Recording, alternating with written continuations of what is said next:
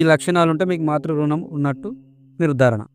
ఏ వ్యక్తి అయినా తెలిసి తెలియక తన తల్లికి కోపాన్ని, ఆవేదనను కలిగించడం, ఆమెను తిట్టడం, కొట్టడం, ఆమె పట్ల నిర్లక్ష్య ధోరణి ప్రదర్శించడం, ఒక బిడ్డకు తల్లిని దూరం చేయడం, లేదా కుటుంబానికి యజమానురాలిని దూరం చేయడం మాతృశాపానికి గురి చేస్తుంది. దీనివల్ల ముఖ్యంగా విద్యలో ఆటంకాలు ఎదురుతాయి, ధనం తీవ్రంగా నష్టపోతారు, గృహంలో అశాంతి ఉంటుంది, పశు సంబంధమైన వివాదాలు, నష్టాలు కలుగుతూ ఉంటాయి. కనుక ఇటువంటి సమస్యలు ఉన్నవారు ముందుగా మాతృ రుణ శుద్ధి చేసుకొని పరిహారాలు ఆచరించడం వల్ల శుభ ఫలితాలు పొందుతారు. మన ఈ తపస్వి జ్యోతిషాలయం ద్వారా మీకు ఈ మాతృ రుణం, ఈ 9 రకాల రుణాలు ఉన్నాయో లేవో అని జాతక పరిశీలన చేసి మేము నిర్ధారిస్తాం. దాన్ని బట్టి మీరు ఆ నివారణ ఎలా చేసుకోవాలని కూడా మేము తెలుపుతాం. కావాల్సిన వారు కింది నెంబర్లో సంప్రదించండి.